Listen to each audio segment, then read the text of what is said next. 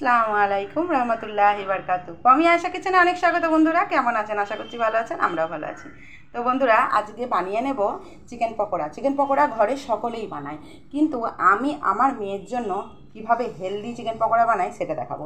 এখানে নিয়ে নিয়েছি একাটি পালং শাক। দেখুন পালং শাকগুলোকে ধুয়ে নিয়েছি। এবার এই পালং শাক দিয়ে বানিয়ে নেব আমি চিকেন পকোড়া, যাতে শাকটাও খাওয়া হয় আর ও পকোড়া খেতে খুবই পছন্দ করে। তো আমি এখানে প্রথম পালং শাকটাকে সরিয়ে নেব। প্রথমে নুন এখানে দিয়ে দিলাম, লবণ দিলাম আর দিয়ে দেব ভিনিগার। এটা দিয়ে মাখিয়ে আমি 10 মিনিট ফ্রিজে রেখে দেব। জাস্ট এটা দিয়ে মাখিয়ে 10 মিনিট রাখবো। এই পালং শাকটাকে পেস্ট বানিয়ে নেব। এখানে একাটি পালং শাকের ডাঁটিগুলো ফেলে দিয়েছি। আমি ডাঁটি অতটা নিইনি, অল্প অল্প নিয়েছি। দেখুন ডাঁটিটা, কারণ অনেক বড় বড় ডাঁটি ছিল। দিয়ে দেব আদার টুকরো আর রসুনের টুকরো। এখানে 5 কোয়া রসুন, কারণ চিকেনের পরিমাণটা আমার 200 গ্রাম আছে, অল্প আছে, যার জন্য এ নিয়ে নিলাম। এখানে নিয়ে নেব ধনে পাতা আর কারি পাতা। এই যে কারি পাতা নিয়েছি আর ধনে পাতা নিয়েছি। খুব অল্প অল্প করে দিয়েছি, কারণ চিকেনের পরিমাণটা অল্প ছিল। এবার এটাকে আমি পেস্ট বানিয়ে নেব, পানি ছাড়া। সুন্দরভাবে পেস্টটা দেখুন বানিয়ে নিয়েছি। এখানে দিয়ে দেব পুরো পেস্টটা, ঢেলে দেব। পুরো পেস্টটা দিয়ে দিলাম। এর মধ্যে দিয়ে দেব কর্নফ্লাওয়ার। এখানে আমি 2 চামচ দিয়ে দিলাম ভর্তি করে কর্নফ্লাওয়ার। দিয়ে দেব লবণ, খুবই অল্প দেবো। আগে চিকেনের পানিটা বেরিয়ে গেছিলো, তো আমি এটাকে ছেঁকে নিলাম। লবণ আর ভিনিগার দিয়েছিলাম বলে। এখানে দিয়ে দেবো একটু কালারের জন্য হলুদ, আপনারা চাইলে ফুড কালার দিতে পারেন। এবং এখানে দিয়ে দেবো আমি ভাজা মশলা, যেটা গোটা ধনে, গোটা জিরে, শুকনো লঙ্কা দিয়ে ভেজে রাখা আছে, এইটা দিলাম। আমি আর কিছু মশলা অ্যাড করব না। এবার এটাকে আমি ভালোভাবে মাখিয়ে নেব। এটা আমার হাত মেশিন দিয়ে বেশি ভালোভাবে মাখানো।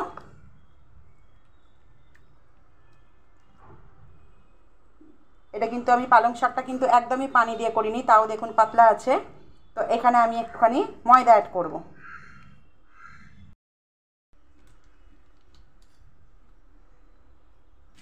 কালারটা দেখুন কত সুন্দর হয়েছে। সব কিছু খেতে পছন্দ করে না দেখবেন বাচ্চারা।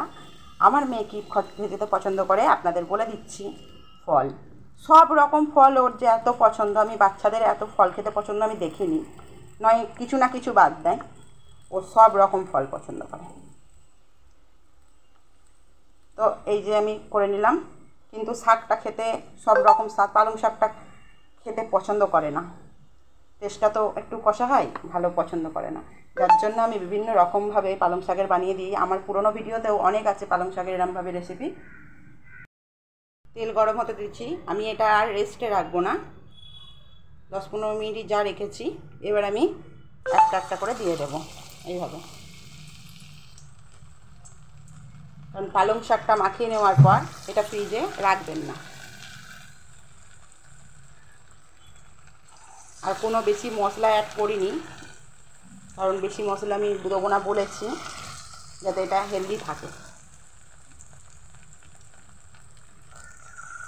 সবগুলোকে আমি এইভাবে দিয়ে দেবো। গ্যাসটা আস্তে করে দিই। বন্ধুরা বাচ্চাদেরকে এইভাবে বানিয়ে দেবেন, ওরা না এইভাবে কালারটা দেখেই খাবে। আমি অনেক রকমভাবে অনেক জিনিস বানিয়েছি এইভাবে, খেয়েও নিয়েছে। পালং শাকের একটা দুটো রেসিপি না, আমি এইভাবে অনেক রকমভাবে বানিয়ে দিই। দেখতে সুন্দর লাগে আর মজা করে খেয়েও নেয়। এটা গ্যাসটা আস্তে দিয়ে আমি ভেজে নেব। ভাজা হয়ে গেছে, আমি এবার তুলে নেব। দেখুন চিকেনের পিসগুলো আমি একটু বড় বড়ই রেখেছি, খুব ছোট করিনি। আপনারা চাইলে ছোট করে নিতে পারেন। এটা আমার 200 থেকে 250 গ্রাম চিকেন ছিল, আমি অল্প করেই করেছি। আপনারা যদি চিকেনটা বাড়িয়েও নেন, তাও 1 আঁটি পালং শাকে হয়ে যাবে।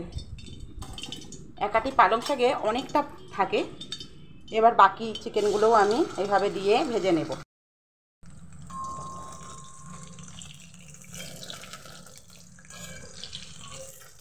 এগুলোকেও আমি ভেজে নিচ্ছি, গ্যাসটা আস্তে দিয়ে। এগুলোও ভাজা হয়ে গেছে। এবার আমি এগুলোকেও তুলে নেব।